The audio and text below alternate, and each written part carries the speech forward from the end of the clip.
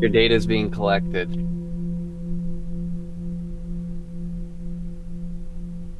Oh, you can't hear me. Can you hear me? Yeah, I can hear you. I can hear you. You said my data was being collected. Oh, okay, good. Yeah, you have to hear that disclaimer. Yeah, man. Okay, let's do this. So you get more eye contact. Um, man, how's it hanging, bro? Good, bro. Very good. Yeah, doing well. Life has been crazy, but we live in. How are you? I also love giving vague responses to things, man. This is Yeah, awesome. well, if I don't start vague, then I'll immediately go down a rabbit hole. What's wrong with that? Well, why don't we start? This is a good topic of conversation. Why don't we start all conversations with like a fucking vortex of Okay, let's do of shit, you know? it. Like not even we're not even gonna talk about our lives. We're just gonna talk about talking about our lives And then immediately. our lives will become apparent through that. You think so? Okay. Let's find out, kids. Yeah, I mean, there's so many ways we could talk about our lives. We can talk about how things are going well, how things are going bad, how things are interesting, how things are inspiring, how things are cynical, pessimistic. I feel like there's often a black and white kind of choice we have to make. Like somebody says, "How are you doing?" And you have to be like, which camp am I going to go with right now? Do I, Yeah, for real. that's actually kind of funny how polarizing that question is. Is there a way to be gray about it? I'm Or do they do eating I'm eating yogurt and granola as we speak, just to clarify for the viewers. that? I'm being healthy and What's your also brand? Kirkland. Kirkland. Oh, Costco, huh? Yeah, baby. Yeah. You know what it is? You must be a Um student. Guilty as charged. Yeah. Um So yeah, no, it's so true. It's something about the social dynamic of insecurity. This is my hypothesis is that the degree to which we pander to other what other people want to hear when they ask us how are you doing, it depends on two things. One, it's like our cultural socialization because like not people in like the coastal, you know, oh boy, are you frozen? No, I'm just Oh listening. shit, you literally just you were like so stone I faced. just I had I no was just listening idea. intently. You, how did you do that? You I were just literally realizing like I have the power. frame frozen. What the fuck? I mean, not right now because you're laughing, but yeah, like that was crazy, man. Wow. Yeah, stillness, bro. Stillness, bro. Stillness. Stillness. What was this? Yeah. Oh wait, that was for Jeopardy. Did you see that? No, no, There's a woman. There's a woman who finished. This is total tangent, of course, uh-huh. like we should. There's a woman who was on Jeopardy who was trying to show that she had zero. She had lost $0 in the final Jeopardy, and so she was like, Oh man. it was brilliant. It Oh was a moment man. of moment of brilliance. Yeah. Um, but I also think that that's humor that I don't really laugh at it. I'm just like my 13-year-old self is like good humor. You have like a Stewie Griffin inside of you. It's like good humor. Mm.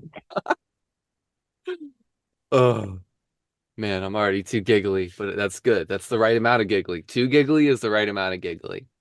Yo, it's Big D giggles on the pod. Big D giggles. All right. Oh, That's you.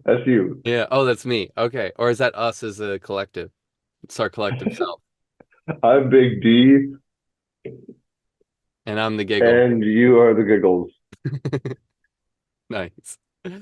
But what were you saying? You were about to say something cool, or not cool, but Yeah, intellectual, right? right. That's the cool thing I was going to say.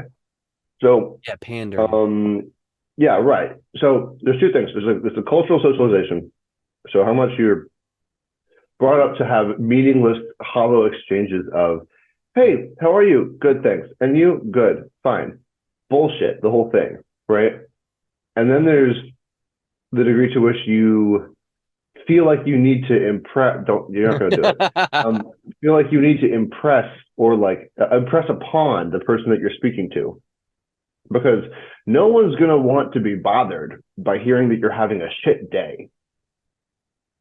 I learned this myself when in college I would repeatedly, just for a period of time, be honest with people that I wasn't having a good time, and I wasn't mean about it and I wasn't overbearing about it, but I would say like, someone would be like, for example, I came back from winter break one year, and it had been a really weird time. Like, I've been emotionally up and down like a lot throughout it, and weird stuff was happening.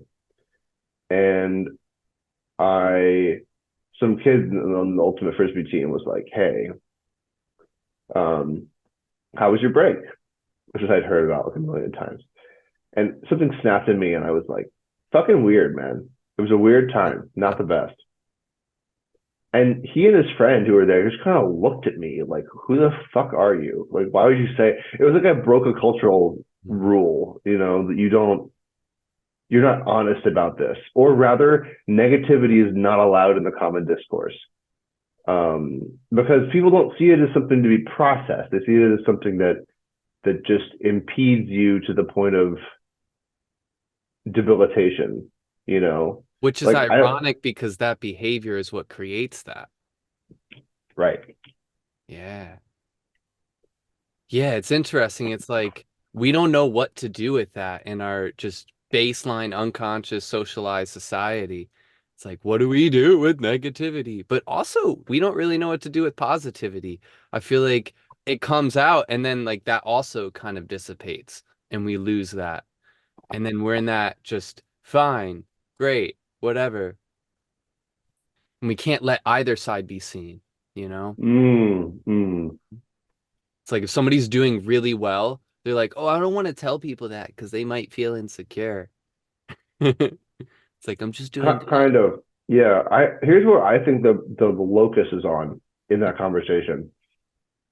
Not the locus. The onus of responsibility there is on the people who hear something positive has happened. Because it's one thing to say, I think that when you say I'm having a shit day, people look at you with like you're in one of those SPCA ads or whatever, and you're the dog. Um, but In when the arms of- Yeah, yeah, exactly what I was thinking. The arms of an Yes. eagle. Yeah, yeah. Oh man. Um, and then there's the um the opposite, which is when someone That's the says, for same reaction example, of change the channel quick. exactly. When somebody is in this state of, "I just finished a marathon on Tuesday," or my cousin just had a baby, or there's something that's just like exciting, right? Then the other person has to go, "Great," or be like, "Wow, that's so amazing and exciting, congratulations," and like outpace the person who said they were having a good time. You're right. Yeah.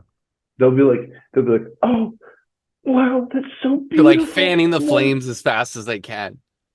Yeah, right. Like, I mean, and I don't know whether that's like, let's hang on to this, or that's like, I don't know how to compute something positive happening, like you're saying. Like, it's very much like, if something positive's happening, I somehow have to match that, because the whole idea of this exchange is reciprocity. If someone's negative, I don't want to be negative back because that makes me feel like a weak person. But then there's like, if someone's positive, I have to match that, right? Because we can't have somebody be worse than the other person. Hmm. Also part of it, I think. Yeah. Very interesting. Hmm. So how do we do that? How do we, because we're always Mm. experiencing positive and negatives. So how can we be maybe this is just a flaw. Maybe it's more appropriate to stop asking how you're doing, unless you're gonna be like, tell me the good, tell me the bad. I got 20 minutes. Let's go. I experienced that construct of tell me the good, tell me the bad. I got 20 minutes, let's go. Like that happens in academic spaces, which is wild to me because if there's any one place where people overwork themselves to be seen as competent because they're insecure, it is academia. Mhm. So it's very interesting to see that's a place because I think what happens is that the educational side of that prompts people to think about what pedagogical strategies they're using or like what like how they're constructing their space and their activities so they can seem in line with the fact that they're freaking teaching something. Like that just is a part of it. Um, so people have the rosebud thorn activity. Have you heard of that? No. So basically, this is like I've done this in classes like this past year. Like, and the thing is that it's a rose is supposed to represent something positive in your life that happened in the past like week or whatever. Mhm. The bud is supposed to be something that is emerging or growing that you're looking forward to progressing. And the thorn is a challenge that you had to overcome. Maybe you didn't overcome it. This part of it. It's just such a pain in the ass. It's a thorn, right? And so people are asking, and the way that I've seen it done more effectively is when you put the thorn in the middle and do the bud last. So it's like looking forward, you know. Mhm. Um, but rosebud thorn is the canonical way to describe that activity. Um, so that is something that I've never heard someone say colloquially. Like no one's just like, "Hey, rosebud thorn." Like this is not a thing people say. Mm. Um, and I'm wondering, I wonder just like the question you're posing is really important for me to think about too. Like, how can we operationalize this? How can we create like a way to induce this genuine conversation about like what's actually happening in your life? Because I also worry that especially people in our generation like are not going to know all the time like how to separate that boomer pleasantry from like you know because I really do think that that is a generational thing that people Mm. over time have gotten more emotionally literate. Whether or not that's meant that they become better people, that's not it's a different conversation. But there has been a higher degree of emotional literacy in our speech and our discourse and the way that we talk about our lives. Um, I think that our generation tends to put that into memes. To be real with you, like that's Yeah. just not oftentimes direct conversation. Um, Well, but that's actually directly related to what's coming up in me very loudly, which is how do we mm-hmm, allow that intelligence, that emotional literacy to connect us more rather than isolate us? Because I notice that it's not everyone that becomes more emotionally literate. Um, but in general, that is happening. But I can notice for myself, in an effort to be more sincere, I might actually not engage with people. Rather than saying, "Hey, how are you?" I might not say anything at all because I might be thinking about it on this intelligent level of like, "Hey, this isn't going to be a real conversation. I'm just going to waste their time and my time. So now I'm not going to interact." And what I'm actually missing in that situation is the beauty of small talk. It's like we all hate it, but it's actually kind of nice sometimes. Just connecting with the person does something to us, even if the words are totally irrelevant. And that's kind of one vote for it, although I don't really like small talk and I'd rather be avoidant to it. But that's kind of the predicament here is how do we let that bring us closer together rather than being like, oh, I'm not going to talk to this person, then I'll go back to my car, go on my phone and make a little meme about it real quick and share it with the internet. right, right. Hmm. Mm. Hmm.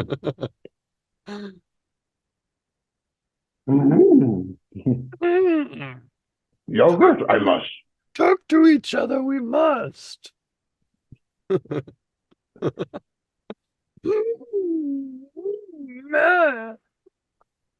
I really Mm. like Yoda being excited Dreams you about must make. Fast you must make them. Young Skywalker. You Small talk. Hmm. Talks. sound like a cross between Yoda and Miss Piggy from the Muppets. I know, I like this exaggerated version of Yoda. There's a lot of rumble.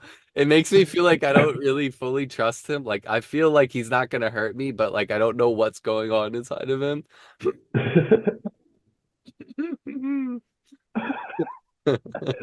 Very, very Jim Henson-esque, very Muppet type. This is Mm, really good. It's really good. yeah. Um, Yep. so um,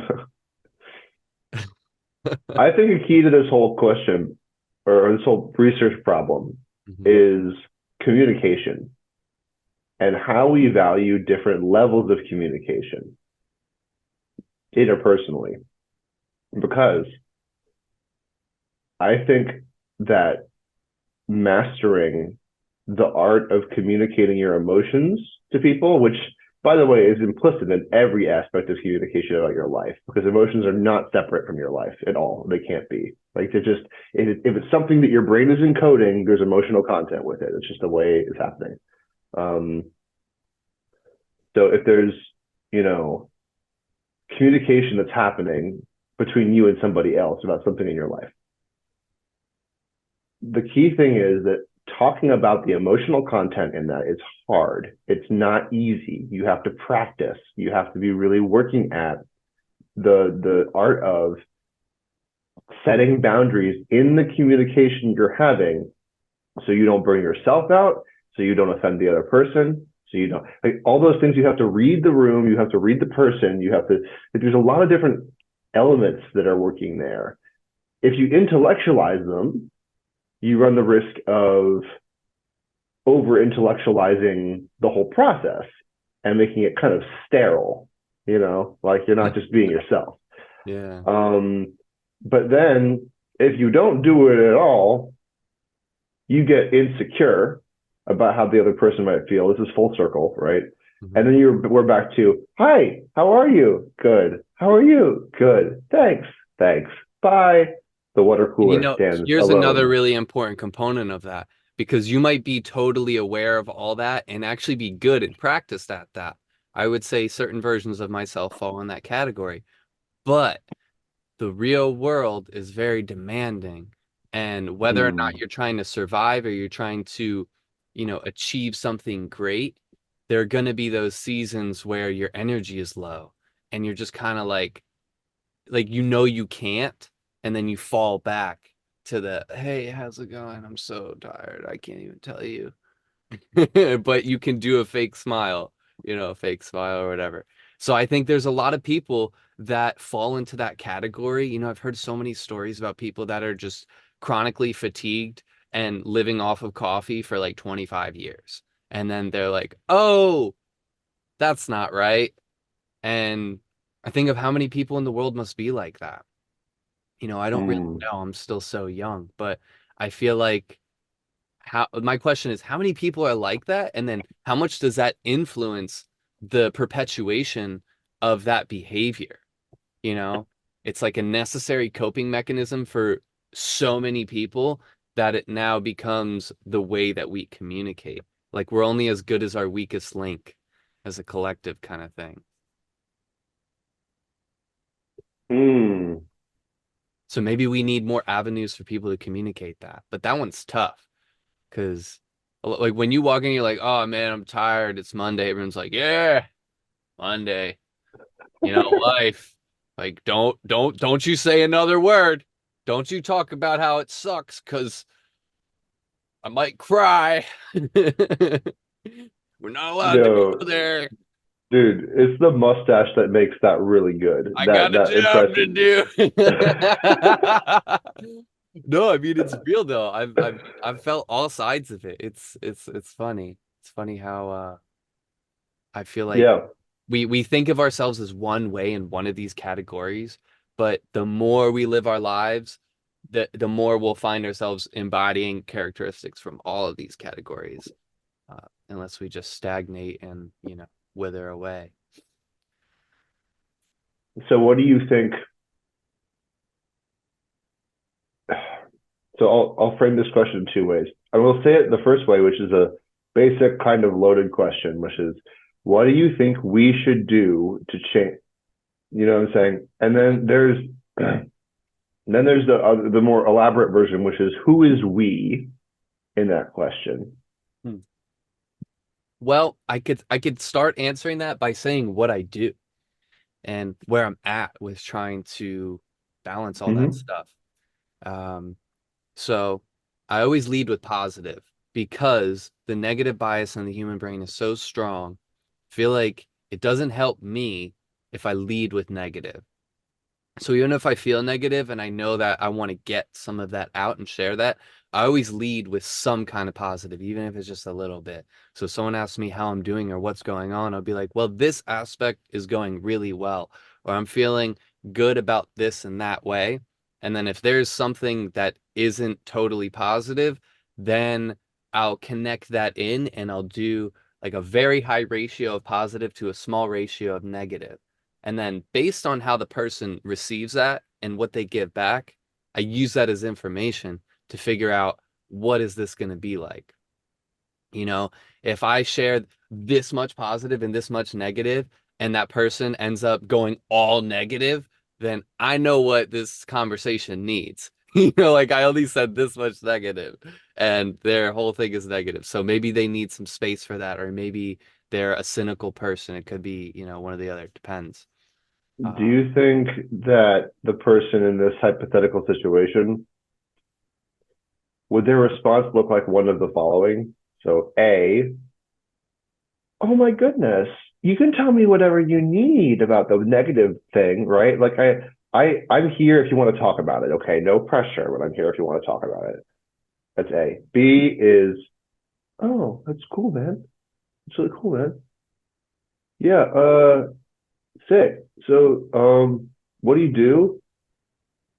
C is, um, how would it be? Just refers to the positive. Like, doesn't even talk about the negative that you said. Like, just like, oh, okay, well, great. Like, my sister also went to Bermuda. That was fantastic. Like, yeah. there's, like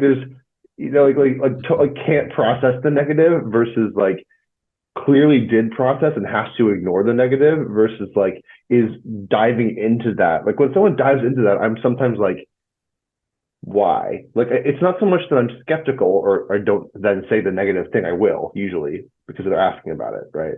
Hmm. But anyway, yeah. Would those things resonate with this scenario for you? Yeah, I feel like the whole process is me trying to figure out the boundaries and limitations of the capacity of this conversation. So I kind of know what I'm walking into because I'm choosing to be self-aware regularly and I know where I'm at, what I can do. And so I'm trying to get feedback from them so I can figure out what their capacity is, where they're coming from, where they're at in this moment, and then what we can achieve here. So I do a lot of that processing on the fly. So the A example is um, someone often kind of neglecting themselves and just trying to care for other people. And for me, I'm usually pretty neutral about that because the way I feel is that if I need to be cared for, then it's my responsibility to ask for that. And I trust myself to ask for that when it's appropriate. So I never lead with like, hey, take care of me. I need that now because I don't even know who I'm talking to right now. Can they take care of me? And so if someone throws that at me, I'm kind of like, well, there might be some good intentions there, but I kind of write it off as if like that doesn't necessarily mean anything. Like I'm not going to read Hmm. into that. So if they offer that, I'll be thankful. Maybe I'll express gratitude. I'll be like, oh, thanks. Yeah, cool. And then depending on what cool, depending on what I need, maybe I would go a little bit further. Like um say there was a lot more negative that I wanted to say and I only said a little bit. I did like a lot of positive and a little bit. And that person could sense that there was more in that negative that maybe I needed. And so they might have overextended and I could see that, but that's also telling me, hey, there is an opportunity to share more. So maybe I'd share a little bit more. I'd expand that ratio. I'd give a little bit more negative, and then I'd still make sure I give like a way larger amount positive, and then I'd see Hmm. the feedback that I get from them. And if it seems like they're actually in a position to take that role of prioritizing someone else, then I would step into that, you know? Mm, With the B example, I'm kind of starting to maybe question someone's emotional intelligence and maybe conversational capabilities because yeah. it just doesn't seem like there's a lot there. And I'm not necessarily judging them, but I'm like, oh, okay, this conversation is going to be very limited in where it can go. So I probably don't want to be in this very long. But again, getting that feedback is important. I might try to say something this way or that way to see, does this person actually have potential to grow into this and learn? Like maybe they give that kind of response and I'm like, oh, this person doesn't really have this intellectual emotional capacity yet. But if they really like learning stuff and they like to ask a lot of questions, then I could have a conversation and, go that way. Yeah, I see what you're saying. It's sort of figuring out your capacity to do emotional labor in the conversation for the other person. Hmm. And that's so, Liam, I think what I'm hearing in this whole explanation, partially, is an elevated trademark level of consciousness and awareness of interpersonal dynamics. Most people that I have met in my life do not possess or hone those skills Yeah. the way that you do. I mean, you also have like self-help vlogs, basically. So like you're thinking about this shit all the time. I think like my to restate my question from earlier, Hmm. which I didn't actually end up finishing, I realized, um, is what do we, who the we is a big question.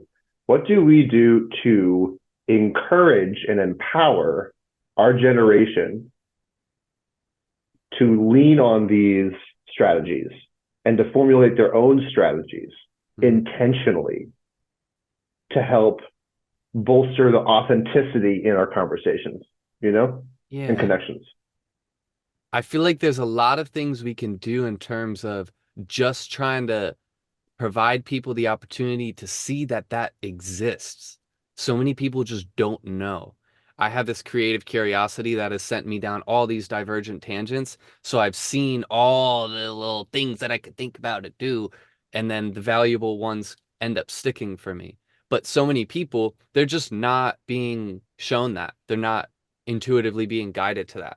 So I feel like there's a lifetime of um like context dependent things that we could do circumstantially to just raise that level of awareness. Mm, Um, and that's kind of what we're trying to do in this situation is we're trying to enhance and elevate that unconscious baseline where we're no longer just saying, hey, how are you? But maybe someone says, hey, how are you? And they're like, what do you mean, hey, how are you? We don't say that anymore. That's so like 10 years ago. Like, why yeah, don't you yeah. rosebud and thorn me, buddy? The other guy's like, I'm not gay. What the fuck? And he's like, well, let's talk about it. Let's talk about your feelings on that side. See, that's actually the type of person I am. We're like, I'll take that and be like, let's talk about that then. Then they're like out. They're leaving. They're like, I'm done. I want you to I know that mean, I'm picturing all of this happening in the dynamic of a specific Starbucks cafe. And I'm just realizing now that that people listening to this and yourself aren't all picturing that. So I wanted to make sure that I share that. Sometimes I'm watching a movie in my head, and because the energy is aligned with it, I'm thinking everyone's seeing that movie with me. But mm. yeah. So this brings us to a nexus in our analysis. That being, you mentioned there's a lot of context dependent, circumstantial support we can lend to our brethren Hmm. in And sister. pers- right. Forgot that's what that means. Brethren and sistren. Brethren and sistren and Binen, Hmm? non-binary Oh, companions. yeah. That one was Um, so unique that I couldn't even figure it out. um, so it is that the environment is a teacher. Yes, the environment is a teacher. When it, what the fuck? Keep talking. I'm just I miming it can't. out I can't. I can't. Okay. for the visual learners out there. For the people just listening to the audio, Liam's raising his hands and connecting them. Yeah, how accessible of you. Um, so yeah, the idea is that where people have these conversations in the environment in which they choose to spend their time socializing, it primes them to appreciate and be wary of certain elements of the experience. So for example, if you're trying to meet new people, this is always the fundamental question behind all of this stuff is like, how do I meet new people? Because meeting new people is important, you know. Mm, Sometimes it's a little bit about having friends that you actively have a connection with and you're trying to sustain that and foster that. But that's a step down the line from where most people are, which is like, I have a job that's really demanding. I live in a new city. I don't really have many friends. Making friends is exhausting because everyone already has friends. Um, you know, I want to date somebody, but I don't know how to meet them in natural channels. So I'm using Hinge and it doesn't really work that well, but that's what I have. Like all these questions, these things, like our generation is very, especially with the pandemic, that people got really reclusive, agoraphobic, all that stuff, right? So if the question kind of is like, how do we use conversation too to create a connection that can then be brought to a more authentic place? Like you're saying, small talk's important because we have to have it sometimes, like because vulnerability is hard immediately, right? I get it, um, then the question kind of is like, where do you meet new people? mm, And two, how does that where shape your experience and anticipation of the social interactions and moderate your capacity to do what you're talking about, which is like read the room, read the person, read yourself. mhm. I think um, a Starbucks cafe, just to answer your question, is one of the least likely places to actually have one of those conversations. I know, that's why I was thinking about it. It's so Yeah, perfect.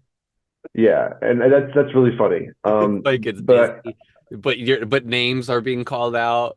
So there's like that personal touch that's not wow, you're real. thinking, wait, hold up a second. Are you saying that you hear someone's name called out and go up to them and be like, I hear your name is No, Josie. no, no, no, Nice to no. meet What you. I mean is like when they say their name, it's like it gives that illusion. It's like small talk. It's the illusion that they know you, right? Like, oh, Liam, here's your drink. It's like you don't. You're just saying my name. You know what we should do? We should go into Starbucks cafes and when they say, Tyler, I'll be like, you know my name? That's That's fantastic. Nice actually to really meet funny, you. Like, especially wow, if it's what's the your same person name? that took the order, and you're just like So totally gaslighting the initial experience. you don't even Oh, say it's even the say it's the second person who gives you the drink. You still go to the first person and say, "How'd you know my name? oh This my is God. crazy." Wow. Oh my god. Sorry, Yeah. I forget things before I have my coffee. I didn't even have my coffee yet. When I worked at a coffee shop, you know how many times I heard stuff like that? Uh, it's funny. Oh my But okay, we god. got two really good questions there. I only had one cup of coffee though, so I don't remember. No, the first one was like, how do we meet new people in the context of everything we're saying considered? Um, that's something I've gotten really good at, I would say. Uh, I'm in the Hudson Valley now in New York, and I have a lot of friends already. And it takes time to develop close knit connections, but I feel like for the amount of time I've been here and the amount of time I put in actively connecting with people, I've gotten really far compared to other people. And I would credit that largely to the kinds of people that I'm choosing. So again, this is kind of an awareness issue that I see where a lot of people don't have experiences with people that understand the dynamics that we're talking about. So they're not embodying those traits. They're not able to form these deep connections at all or quickly. And I think the more aware we are, the quicker and more powerful they can be because we have an internal foundation as individuals that can support these connections. It's not something that we have to stumble upon. Like there are some people that don't think about this stuff super intellectually, but they embody it anyways, and they end up being really successful. And we can find those people in any group. But getting to the point where you're like, hey, I'm going to go after people that have these kinds of traits and other people I'm not going to consider works in your favor for meeting people. It works in your favor for dating. So being able to have that really empowers you on that journey. Like I wouldn't pursue a connection with someone that's very small talky. I'm gonna be like, this is gonna take forever, bro. I'm never gonna know who you are. You're never gonna know who I am. And for me, it just actually wouldn't work because I wouldn't be able to stop myself from going into deep conversations. And people that are small talky, even if we could get along and they do have value to provide me, will have so much dissonance because they'll constantly be frustrated that I'm going too deep, too deep. It's like, why is this guy going so deep on this? Why is he going so deep on this? And then if I'm going deep and it's not connecting, I'll be playful. And then they'll be like, why is this guy so playful? He won't stop playing. He's deep and he's playing and I'm annoyed and like I just become this character that's like frictiony to them and they would rather just go sit down next to someone else and be small talky and like talk about a book, like a casual book talk, you know. Yeah. What's the second question? The second one was Environment. yeah, the environment. Okay, so that goes hand in hand here. Like the people that I chose to connect with, um, I actually kind of chose the environment first in a way. What happened in my situation was I wanted to learn more about herbs and herbalism. And there was this guy that I had met at this one event that I knew did all this herbalist stuff in North Jersey. It took me like 2 years to make the time and space to go check out what he was doing, and I did, and it was incredible. And it was like exactly what I wanted to learn. It was more in line with what I wanted to learn than I could have imagined. We became friends, and he was hosting something with a young woman who lives one town over from where I currently live. And I was about to move. So it's like, oh, great. I know somebody. This is great. And then she invited me into this one gathering with a bunch of nature-minded people. And my mindset was, I want to meet people that like nature, that like herbalism, and that are connected to the earth. Because I'm inclined to think that they're going to have certain kinds of values and characteristics that are going to serve me well, that I can provide value to more, and we can learn. So ultimately, I chose a passion. I was like, this is something I'm passionate about, and here's the environment. So I'm going to go to that place and find people. And now all my friends love all the nature, and they just so happen to be into all the other things I like too. So I got kind of lucky, but it was also a thought out kind of thing.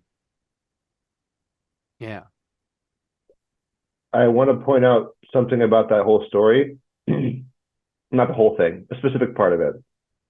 I think that the keystone of the whole thing is the moment when you decided not to go pursue the herbalist thing. That's important.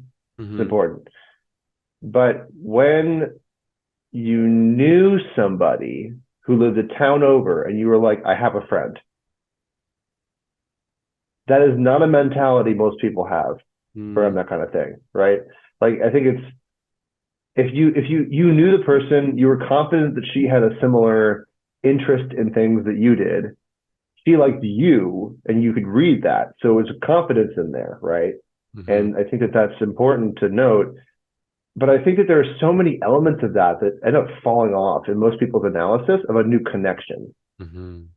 Like I've had this happen with me where I've wanted to embrace a new connection with somebody, and there's like, and sometimes it's busyness. Sometimes you're just too busy to fit another connection into your life, and that's fine. Nice to communicate that when that happens, as opposed to just ghosting people. But whatever. Um, and I think that it takes a certain degree of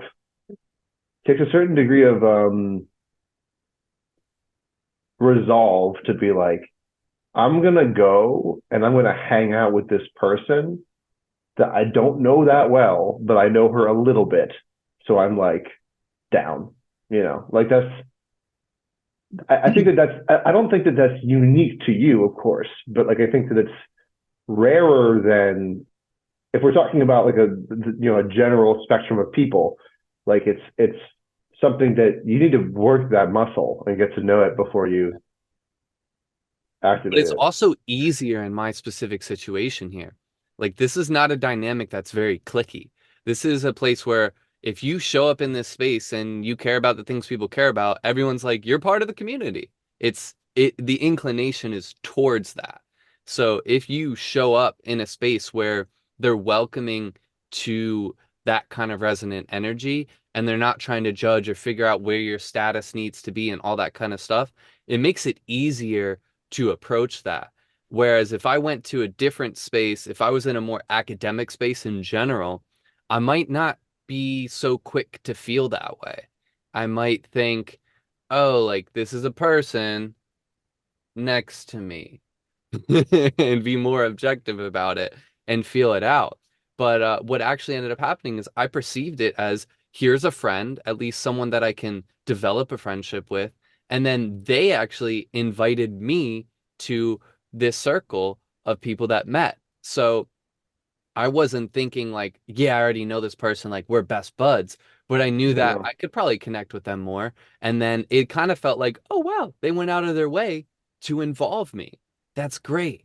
I feel like I really have an opportunity now. So I was open to it, still kind of like it is what it is, you know? It's not anything yet. There are people that exist that might be in resonance. And then I got invited to a thing and then I was like, ah, here's everybody. And my whole intention currently still in my phase of life is to expand in community and make community connections because I've seen this really deep, powerful value coupled with all sorts of spiritual things, of course, about community. And Mm-hmm. to connect it to the dating thing is I've realized that the easiest way to date is to, as much as you can, let the community date for you. Like when you're surrounded by a community that knows you and you know and you're in balance with, when someone is enters that community or is part of that community that is a good romantic partner with you, a lot of the legwork can be done by the collective energy. Where if you're in a room and everyone's like, "Yo, you two, you gotta go on a date. Like you have to do that.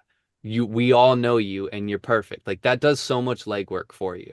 Or if someone's really not right for you romantically, they'll be like, dude, I know you like this person, but they cannot get along with you at all right now. And so being in a community space, you kind of avoid a lot of that, where the people that aren't right for you that you might have stumbled around, like you just end up not connecting in that way and all that kind of stuff. So I've kind of renounced dating in a sense and I'm like, hey man, I'm gonna find the person, but I'm not just gonna like float around all airy and just like, hey, found the person over here. But more like using community as a tool to create more experiences that is like the container for that to come up about. And then um I don't need to question as much and I can have people around me that can support me, you know. Yeah. That's a good point. I think that I'm realizing part of the conversation has been resting on a little bit has been this assumption of individualism in the approach for connection. because I think that's the way that everyone formats their um, their approach is to say, I'm in this alone. I have to find somebody for me or Mm, friends, plural, but like, it's sort of like a one-to-one model in a mm, lot of cases. And I think that like the most common examples of a community that of my friends that I can think of are like if you end up living with somebody, if you in college that can often be a thing where initially you have these abstract communities formed if you went to college, like whatever. But I did this much. right, so kind of how it is. Like in the first year, like you're like, oh, like you end up hanging out with the same people incidentally from some like combination of different interactions. And those first few weeks are crucial because you end up Mm, like it's true, yeah. beta testing a bunch of different connections and being like, okay, this doesn't work, this doesn't work, Um, but that's not the way that society really offers you options for that. Oftentimes, like usually, it's one of those things where you create a good connection. You're with the right person at the right time. You get invited to something like right? Or you end up finding a community space, be it in a classroom, a sports team, a a basket weaving group that meets on Thursdays, For real. like um, a job, like whatever else you naturally inhabit. But the key thing is how to turn that into a community space Mm, so you can have those connections. I mean, it's like that requires work too. My point of all of this is I think the narrative that we hear so often is that everyone's exhausted, yeah. socially exhausted. Like people are losing faith in their natural ability to find community. I think in part because people don't know how to make it. You know, Oof. Yeah. a lot of people are struggling with that, and I think you Well, know, I had this period of life when I was still living in New Jersey, and I was thinking I had switched a lot of my values and my habits and behaviors to go a certain way, and therefore was letting go of a lot of people, at least temporarily. People needed to not be a part of my life, and people would just end up not being part of my life. And I liked that. It was empowering. And then I started to say, okay, the people that are going to be in my life are going to be in alignment with these kinds of things. Um, oh man, I just blanked out on where I was going. Um, oh, it was so good. It was so good. was it about exhaustion socially? Yeah. Okay, it was about the exhaustion thing. So yes, so I realized in me being kind of this rare individual, and I just say that objectively, um, I can verify that. I was very disciplined, very on my T's, and I had serious values. And I'm like, this is the thing. And as an experiment, really, I'm like, only people that are this thing are in my life. And it was kind of cool. I met some really awesome people that way, but it was very much I'm on my own. And I was like, okay, maybe that's the path. Maybe that's all right. A lot of successful people talk about that. Cool. And then I got to the next level and I started to realize, wait a second, there are way more people that actually are tuned in with like 90% of the things that I'm saying I need for me to value a connection. But there's this thing called society and capitalism that's keeping us from each other.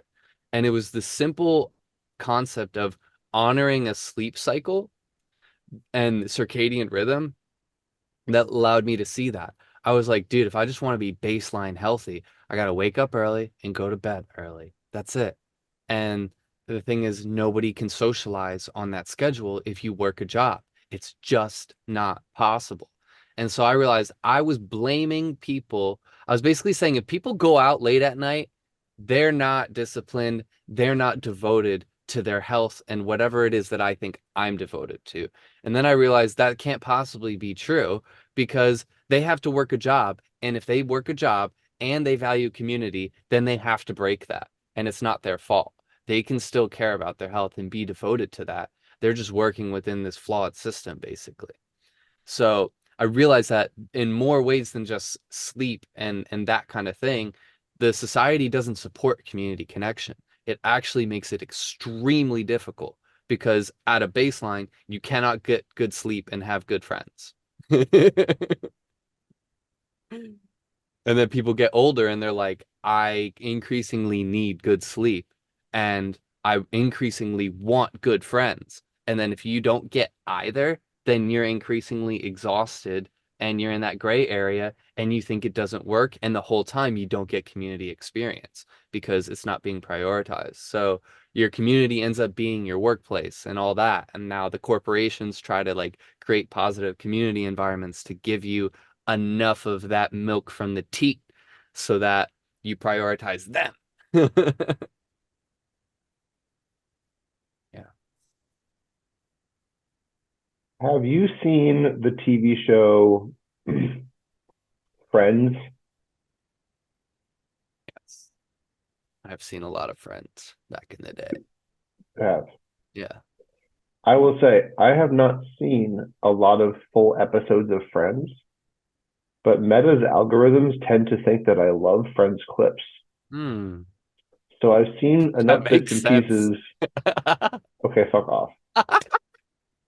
That's funny. I mean, I've seen a lot of Friends. I think I agree and say Oh, they is, never is show it it to is it the me. Never shirt? Is show it it to the shirt? Is that what it is? No, Do I I don't look know. like It's just like uh it's a certain kind of humor that's not your humor, but it's like it's close enough that I think like I there's a yeah, exactly. lighthearted, I don't know. There's a thing there. There's something there.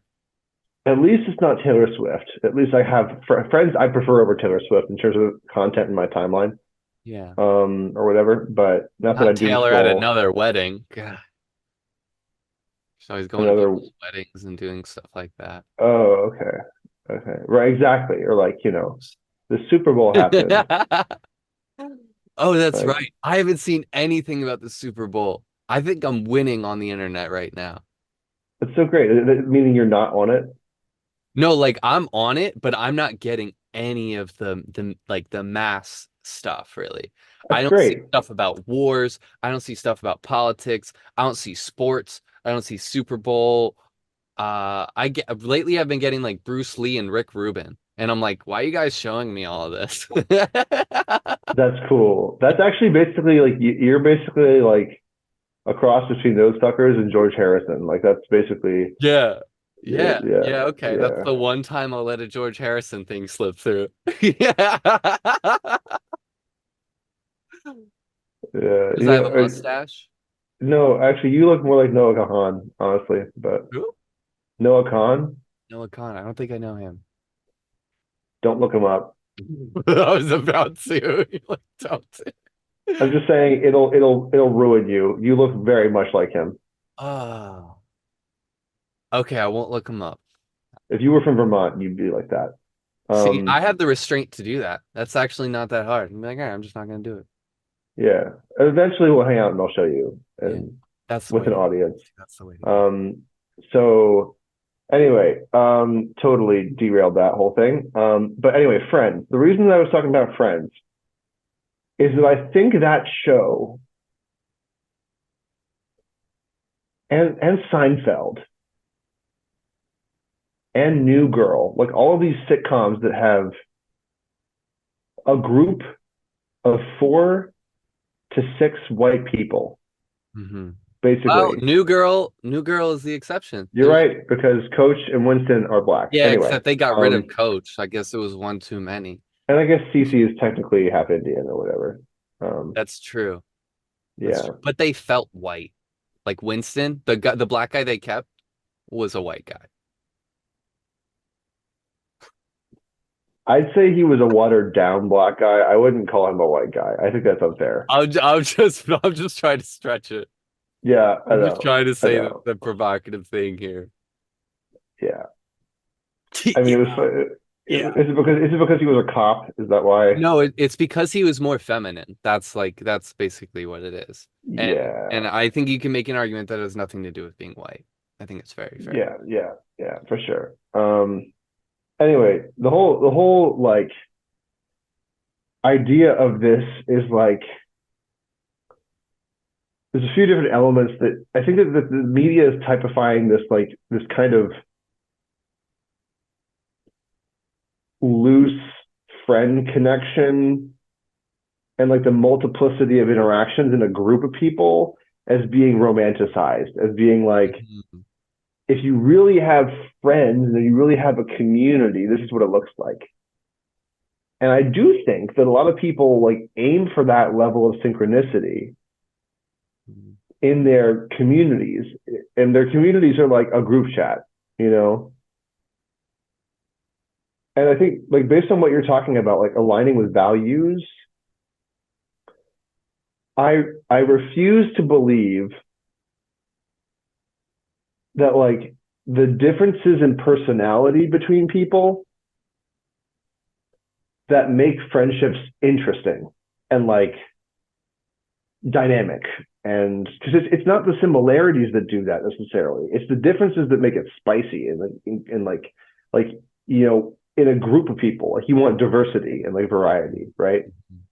Of course you want to have that 90% alignment about, but that's about needs, right? That's not about like personality or about like sense Yeah. of humor even or like the different things like it's about that relationship meeting your needs and meeting where you your vision and your goals for yourself and like mutually a symbiotic relationship like that, right? And that doesn't have to be like I have friends who are like so vastly different than me. Yeah. like like one of my friends, bless her heart, is this like 5'2", like you know super anxious alternative media chick. Like she's totally Cool. she's an ADHD queen and like totally like we're so different. It's like ADHD. I hard love for us how I can get sometimes. that from your description. I get it. Yeah. Yeah, and like we're so, it's sort What of color hard is for her us. hair? Green. I knew it. Yeah, right. I'm picturing it. I'm with you. Yeah. Yeah. And so like sometimes it's like almost hard for us to hang out one on one because there's so much Mm. difference. In a group, we're like great friends, and we can hang out one on one and enjoy each other's company. It's just like See, that's where I have a strong point. Like I could I could hang out with them one on one and have a great time too. And I don't know, I do know, I recognize there's a difference, a very big difference between connection one on one and in a group, and I'm okay with that. And I learned that through semi-traumatic kind of experiences as a kid. Like I would hang out with all my cousins as a group and I would get picked on and bullied. But if I was with my cousin one on one, we'd be like best buds. And then I realized, oh, there's like, we're different. Things are different. And then I ended up, obviously, in that situation, valuing the one on one. But then I also ended up understanding group dynamics more and figuring out how to do that. So I get excited when I have that one on one because I know that there's more opportunity. And if I show up comfortable and confident, then a lot of the time the other person does. And then we get to explore those differences, like you're saying. Like I'm yeah, a very spiritual hippie kind of person nowadays, and I love surrounding myself with people like that. But also some of the best conversations I've had about spirituality, some of my favorite at least, are with my buddy Nick Payne, who I always describe as like emo pop punk kind of guy. And he's oh I he remember Nick. yeah, did you meet him?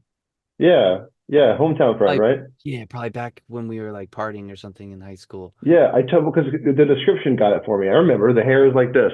Yeah. Yeah. Yeah. So the funny thing is he actually has a lot of similar perspectives and a lot of similar beliefs now that we both matured. Um, but there's still radical differences. Like AI is a great example. He was an AI pessimist. I'm not sure where he stands now, and I was an AI optimist. And I remember we had a day where we were doing music and we were talking about it, and I was like saying all this positive stuff, and he's like, "Man, I don't know about that, dude." And we just went back and forth all day, but we weren't fighting. It was just, here's this perspective, here's this opposing perspective. And then Yeah. constantly it would be like, yeah, we appreciate that we can share this. And then we come back to that gratitude. And I liked that more than people just saying exactly what I was saying.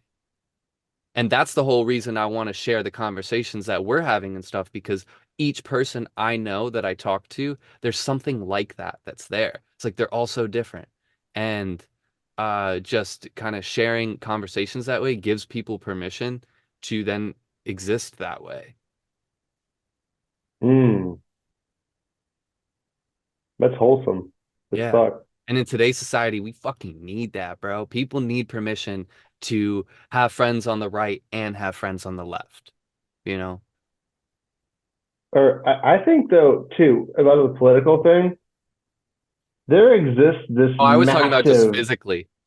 No, Oh, I'm okay, kidding. cool, cool. I Like mean, East if Coast, West Coast, you know?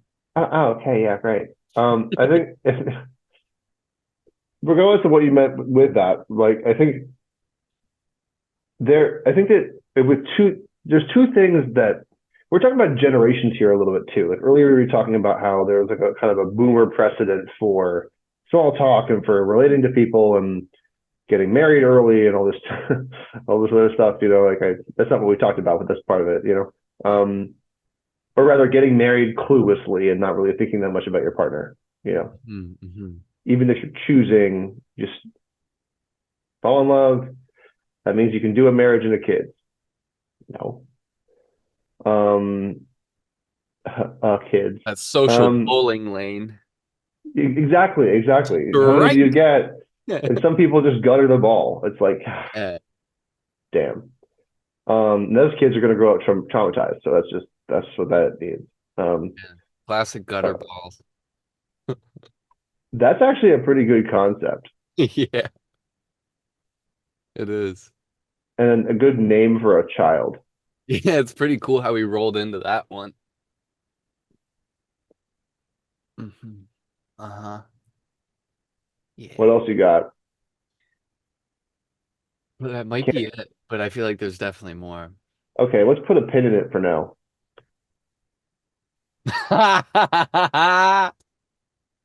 There we go.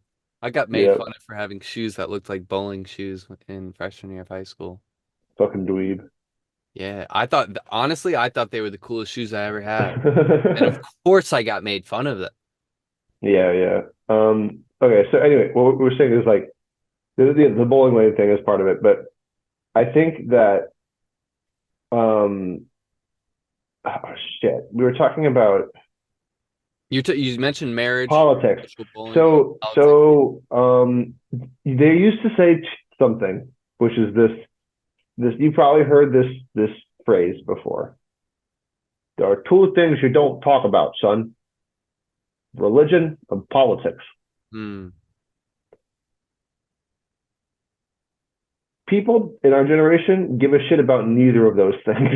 Like broadly speaking, like it's to the point where I think people used to harbor these intense personal vendettas against each other for like having different opinions about politics and religion. No one in our religion in our generation like who's like living in. I mean, I would say a lot of people who are like Christian denominationally don't actually believe the shit they say they do. Like they just kind of go to the church for Christmas. And then there's like, or they go along with it because it's the status quo, but like, I don't see a lot of people talking about the word of God in popular media. There's definitely a lot of the evangelical people in our generation. And like, that's just like the way that is in most of the country. Um, Not most of the country, big, broad swaths of the country are like that. Hmm. But I think that, just looking at how many people didn't vote in the last election and okay, that's okay as long as you right your wrongs. Um,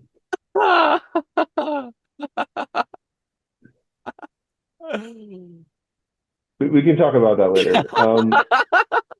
But but also okay, but we can actually play with this a little bit. Yeah, let's So do it. yeah, so you didn't. I'm not going to speak for you, but there's it's like 50% of the vote was not cast last election. Basically, like did not vote was an enormous category. Maybe Hmm. not 50, but like a good like 40, 30% of the vote was She's just not cast. scary. Oh shit, she's here. Sorry, I was just kidding. Continue, continue. Oh shit, she's here. Um, so yeah, I think that politics are this subject where like everyone has whiplash, everyone's tired of this shit, like no one wants to engage anymore. No Mhm. one did, even when like the Obama Romney election, like that was a low turnout too. Like I think that it's just become a thing where the system that we have isn't glamorous anymore. It doesn't have any valor to it. It's just like this thing that we have to deal with. And so is the church in a lot of cases Mhm. because of the internet. This is my theory, is that the internet has created a basis for connection between people in large communities. So if you're on a forum, or you're on a Discord server, or you're, on a Reddit board or whatever, like there's like people feel like they have community online. Mhm. And that is way easier to access in terms of two things. One being emotional labor, because you can just sit in your couch and not actually have a face to face conversation with anybody and just kind of engage, like, whatever. Um, and two, transportation, getting up and going to a physical building. Like, who does that anymore? And then there's also the fact of, most importantly, dogmatic adherence is less attractive than community is attractive. Hmm. Meaning, not that I have to translate for you, but in general, meaning people don't want to believe something or say they believe something or engage in scripture reading about something that they don't really feel invested in because it's so distant from their lived experience. Mhm. And they would rather not face that onerous bullshit than be in a space where they can be connected and loved with by people, you know? Like that's just where we are as a society right now. Mhm. And I feel like at And one point the two went hand in hand, but now that's not the case. And that's kind of the one of the problems that we're facing here. Like if we actually kind of remove the internet from our reality, I feel like we would all be in shambles. It's like stabilizing us like a medication almost. Like I mean maybe you could argue there would be benefits from how far it would push us because we would then acknowledge lots of things that maybe we aren't acknowledging, but at the same time, it is stabilizing us and providing these community spaces where, like I said, you can't work a day job and get good sleep. And so therefore you can't have community, right? That's a fundamental argument that is fun to play with. But right. you can work a day job and go on the internet and get good sleep. A lot of people still don't get good sleep, but you can. And I Yeah. feel like we could make a strong argument that that's positive with technology, but also it just is stabilizing if we're objective. It allows some community type connection where otherwise it would be challenging. Yeah. I mean, you could also hypothesize, of course, that removing the internet from the picture would drive people, like psychologically speaking, we all need some form of validation. We need some form of like, I don't know, people can get by without connecting to other people. But I feel like, at least for some people, the absence of internet communities would necessitate the creation of new ones in the real world. Exactly. Maybe. I mean, I don't know because here's my handicap here is that I don't spend any time on internet communities. Like I'm somebody who likes to be in person. Like if I want to have a gathering of random people, I'll host a party. Like I'm just very like Yeah. I just do that. And I think that I have friends, good friends who spend a lot of time online and like they're some of their closest friends they've met online. My friend has his girlfriend he met online. Like just it's wild what you can do if you just like have faith in the ability of the internet to be a valid space to connect with people. I don't really have that drive or that conviction that the internet is a place where I feel like I can connect with anybody. I think that when I'm talking to someone online, I like I'm thinking about I'm able to see the text that I'm putting down. So I'm responding not only to what I'm saying to that person, but also to what I'm saying, Mm. right? And that's just not how communication works. Like all these words that are coming out of my mouth, even though you're recording this thing, like I'm not going to take them back. I'm not going to be like, oh, never mind, edit function or whatever. Like it's just not that Yeah. I'm going to own my words and I'm not going to make them formulaic and predictable. I'm not going to say the shit that I know is going to get upvotes or that's going to get likes. I'm just going to be unapologetically myself, which brings us full circle back to the original conversation is how do you do that, right? How do you actualize pursuit of authenticity in Hmm. conversations and connections with people? Hmm. I like to think that part of the answer to that question has to do with how are you connecting with the people you're connecting with. Yeah. There's the small talk aspect of it, but there's also the where, the environment, and one of the environments that can happen is the internet. Hmm. So if that is, and of course, I'm not trying to make a statement that the internet is not a valid place to meet people. Obviously, it is for some people. But it's an environment that has its limitations and its positives, like any Exactly. place. Yeah. I would say, that's kind of the space that I'm looking to balance and integrate more. Like this conversation we're having right now is actually an effort to do that on some level because we're doing it through the digital landscape, through the internet, through Zoom. And I traditionally didn't like doing Zooms. I didn't like doing things on the internet. I totally let go of that. I don't watch movies. I don't go on technology a lot. I try to avoid that because I feel drained by it most of the time. And I don't necessarily like that. Like I didn't like the fact that I noticed that using a lot of digital technology would be draining because I wanted the benefits without the things that held me back.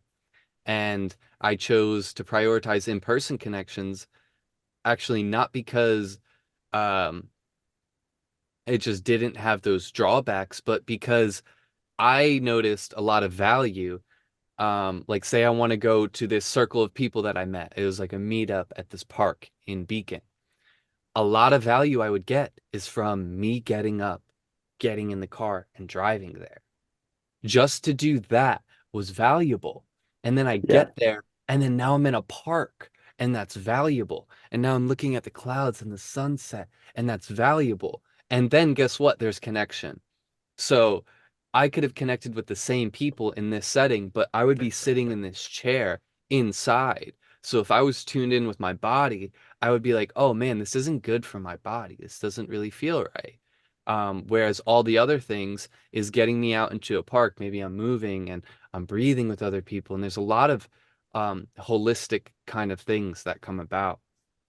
Um, but so how do we what was the question? How do we embrace authenticity or actualize that? Yeah. Yeah, so I think we have to start to understand these components of being human and how they exist in us. And I find the biggest gateway to authenticity is vulnerability. So if we can understand some of these components that might arise in a human being, and we can figure out how to find people that won't harm us and might have the capacity to also know these things, then we have a container to be vulnerable about it and to be our flawed self, which then is authentic in one way and then also supports and waters the beauty of, divine perfection that we all have. So, so I think that that's really key. And I think status is probably one of the largest driving factors that people aren't aware of. They're not aware of how they're seeking status, whatever, however you want to say it, if you're British or not, and and how a group is doing that. Like, for example, I just learned recently that apparently if you're in a room full of people, there's going to be essentially one person that speaks in a certain tone and certain dynamic way that everyone else is going to match. And subconsciously, people are going to choose alpha, beta, and you can measure that in the way that they're speaking in a room. And you can understand who this person thinks they're above or below. And that's going to happen. So there's status that occurs in all these ways. So it's not that it's a good or bad thing. I think that's important to see, but that's one of the ways we can approach our internal landscape of like, how am I looking for status? How am I looking for a connection? What are the dynamics here? And then how can I be vulnerable about that? I would love a group where I could show up and be like, hey guys, I feel like I'm looking for status in this way. And people would be like, oh, I actually think that's interesting that you decided to talk about that. Let's talk about that. And so that's what I look for. I look for places where I could just throw that out and at least it can exist. I don't require people to have to engage with it. But if I could say something like that and people not push me away or cause harm or make me less than them or even put me above them, then I'm like, okay, I can stick around here. Oh, so what I'm hearing you say, and to kind of summarize and possibly paraphrase, Mhm. um, is that leading with authenticity and foregrounding the conversation about authenticity leads to greater clarity for everyone. Yes, that's exactly it. Which leads to just enhancing everything. That clarity is safety. That clarity is opportunity for play, Yeah, creation, support, all of these things that we value from community. It's just like a floodgate for that. And so if that's not seeming to be accessible in a community, then I'm kind of thinking that those other things aren't too, and that it right. might not be the place for me to be in. Maybe I'll find some people in there and I'll kind of rope them out and take them somewhere else. I've I've seen examples of that. Like I had a friend who was hanging out with a friend that I'm really no longer friends with, and he kept saying like, "Man, when I'm with this person, it sucks." It basically was the dynamic. It's like I keep hanging out with them because I need social connection and I value social connection. And there's something about this person that I do like, but every time I'm there, this thing happens, that thing happens, and it doesn't feel good. And my reflection was like, you know what? I think that you need to have other opportunities. At first it was like, man, make the decision to walk away from that. And then eventually I'm like, oh, you need other opportunities. And then I showed this individual another opportunity with a whole group of people. And then now they're over there and they stayed over there kind of thing. Like it's obviously not exactly what happened, but basically that is what happened. Um, Huh. yeah, yeah. And then that created a lot of perspective where it was like, oh, I'm getting fulfillment from here, or at least enough energy from here that this other person, I'm not I'm not giving them as much slack. Or this other person could be a whole other community. It's like the little bit of wrong that I was letting go here and there that I thought might have been reasonable in terms of just being open with the community and accepting, I'm now recognizing is not okay. And I'm able to draw my boundaries because it's not sacrificing my well-being that is to some extent dependent on community because I'm a human. So I think that's a big thing. I think that's a big thing. And so I'll take people and I'll just like show them a door this way or that way. Or I'll even try to do that in a community setting sometimes where like everyone might be saying one thing and I'll just kind of stand up and be like, hey, but maybe, maybe this, maybe we could all this. And if that can't even be talked about, then I'm like, Right, right, exactly, yeah. exactly. I Or mean something stupid person that we were talking about that where it's like, oh, you know what, I'm not going to judge them, but they just can't really participate here. I mean, I think part of this also goes with boundary setting. Like we're talking about boundaries a lot, It's a big thing. and that kind of connects back to the emotional communication aspect we were talking about earlier, in that it's a skill based thing. A lot of it's skill based to be able to like you have the vocabulary and have the Say skill or logical scale? framework skill. Skill, yeah. Yeah, like it's to have the logical frameworks in your head to be able to plug in different people to different, I guess conceptual arrangements of hmm like how you would think about setting boundaries. Like it's a diagram in your head a little bit of like Yeah, this is totally. where my boundary is, and I Uh-huh. think that's something that you have to be intellectual about it to a certain degree. Like you can't just if you just feel it out, good for you. I haven't been able to do that. I have to think critically about like if there's multiple communities in my life, like you're saying, and you have to kind of figure out who's giving me what energy, what's best for my needs, you know, and then also thinking about if you really don't want to be engaged with somebody, tell them. Like they're gonna appreciate that way more than you ghosting them or whatever. Like that's just Well, so it's a underrated. muscle. It's a muscle, is what I would say. Yeah. Because I've come from that place and I understood the necessity for me to be analytical and maybe even like journaling, writing things out. So I'm not just analyzing and thinking intellectually, but I'm seeing it and I'm creating a process.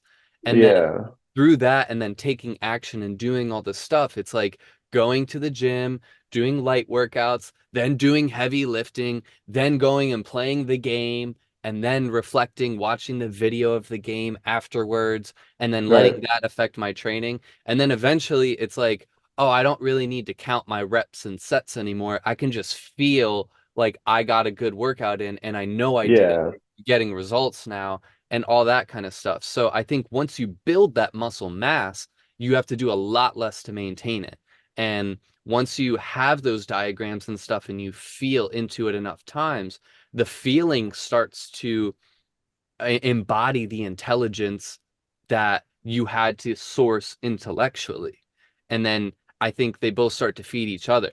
And for me, it ends up coming back to energy level, where if I'm low energy, my feelings are not going to be functioning well, and neither is my intellectual capacity. But if I need to rely on one, I actually would go intellectual then. So sometimes I'm in a situation and I'm like, man, I don't feel good right now. So I'm not going to try to go off of my gut instinct because that's going to tell me this person isn't good. And so what that would actually do, I mean, in a positive way, is I might say, hey, I can't do this. I need to go rest. And it would create a boundary for me, maybe. But if I want to engage, I would have to go intellectual there. So, yeah. And that's something that rarely has positive outcomes. If you're in a Which situation when there's vulnerability demanded and you go intellectual, that's one? just never, Yeah. you know what I mean? Like that's a classic, like, straight cis man thing to do. Like it's I'm also very, good at that too, though. I've lived a lot of my life not feeling good and being intellectual to compensate, and people love me for it. that is remarkable. Like I remember Um, in high school, I was so anxious and depressed, and I didn't even know how much I was.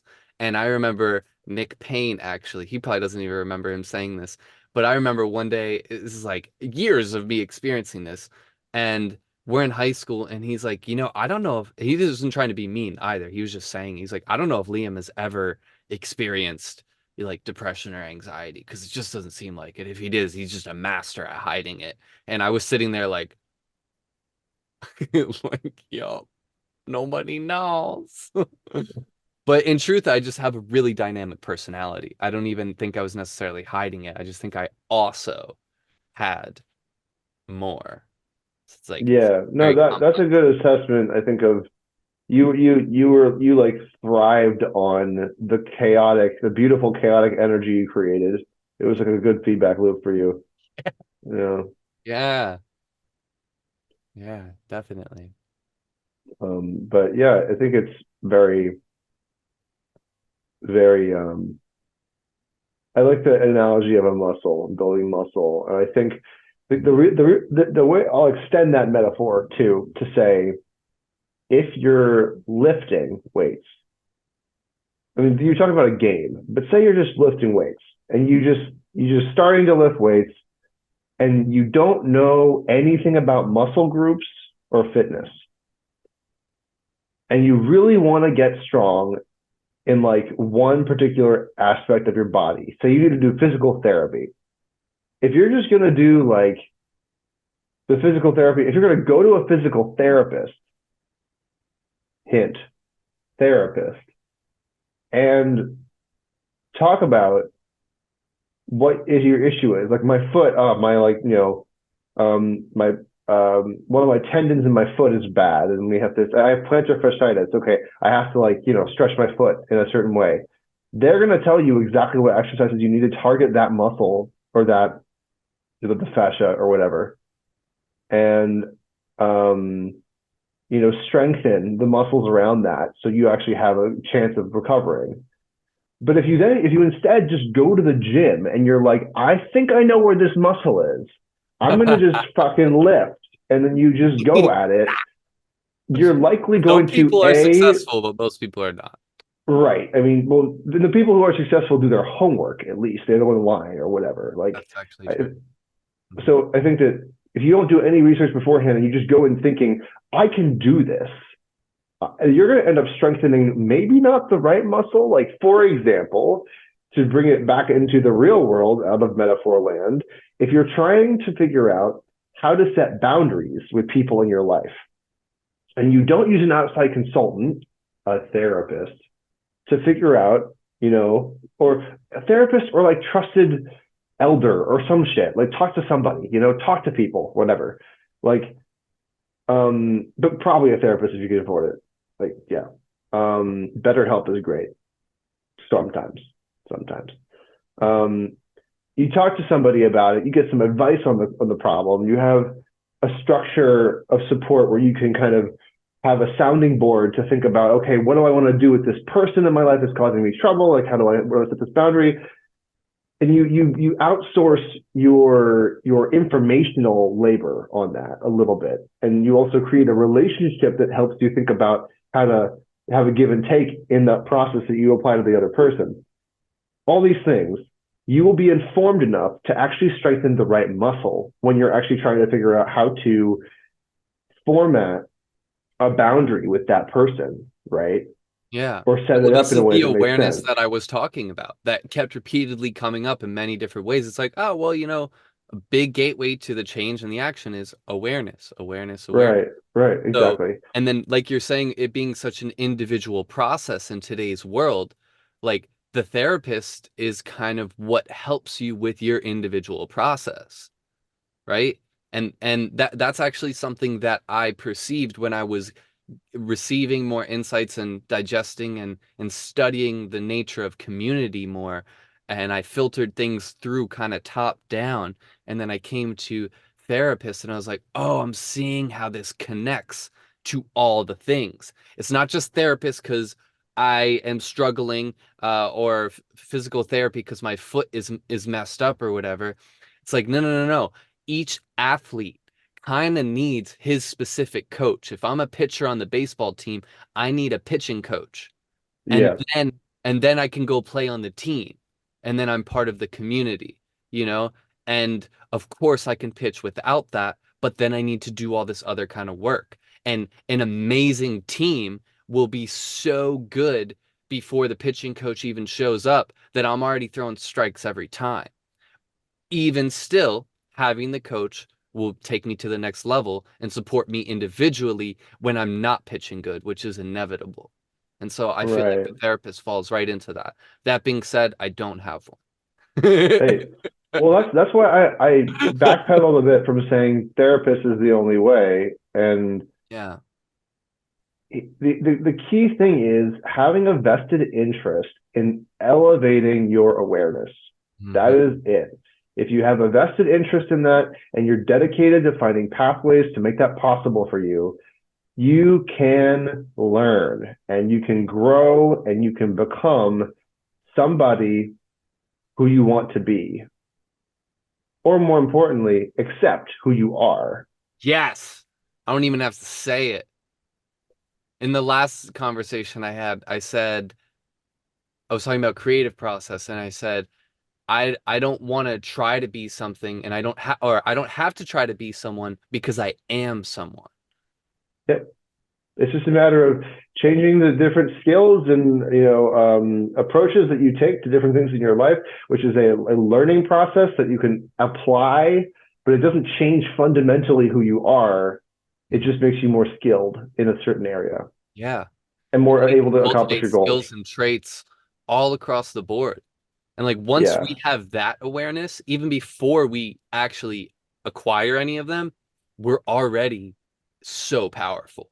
We've already stepped into that timeline of our potential really being actualized just by having the awareness. So, you know, yeah. elevating our minds, so to speak.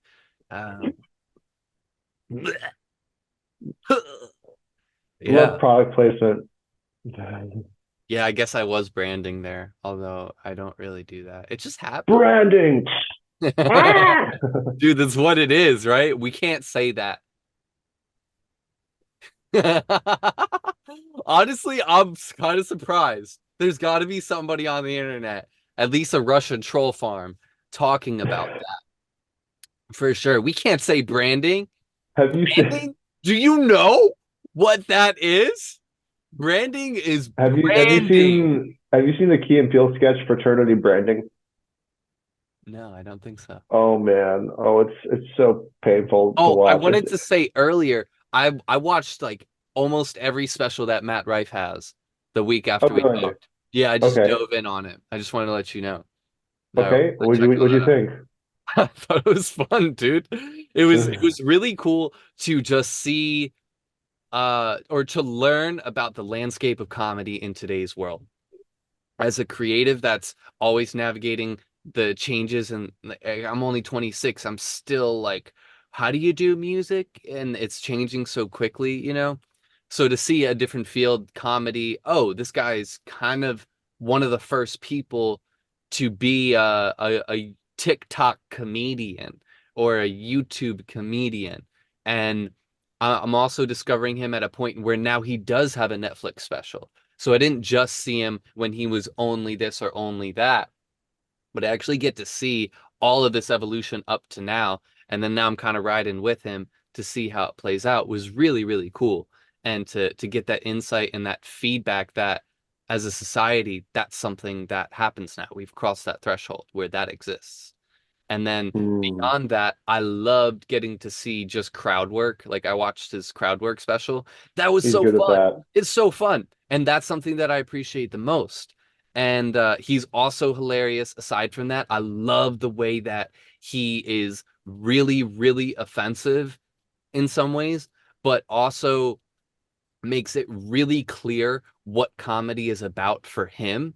And I do resonate that. He's like, dude, it's just jokes. It's just jokes. I'm just making people laugh. And like if you don't laugh, then it's not for you. And I feel like I really appreciate the value that him being so offensive to some people and him also saying that very loudly and then all that getting amplified, that's so valuable, I think. And I really appreciate Hmm. that. And then the last thing that I experienced was how much I love comedy. When I was a teenager, and something would come on the TV, if it was a comedy special, I would get so excited.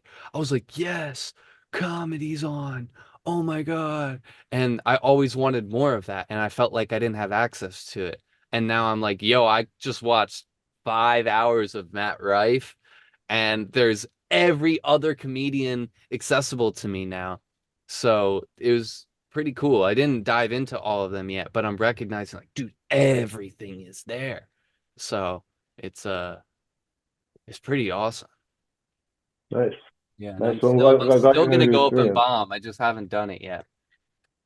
I will soon. I forgot about that conversation. That's yeah, it's a good concept. Tomorrow night is improv in Beacon. There's like an improv group. I might go. You should go, dude. You're so good. You'd be so good at that. Yes, and so I gotta go now. Actually, I have fun fact is that I actually have therapy after this. So that's That's great. my plug for therapy. You should do it. Yeah. Not. I I mean, love that authenticity and vulnerability that really brings clarity to our conversation. full circle, bro. All right. So Well, I this has been guess a before you pleasure. go, just let me know how you doing. Good. How are you? I'm doing great, bro. Fantastic. All right, brother. All right, man. Thank you for this This was beautiful a fun time. conversation. I love you. Love you too. Peace. Peace.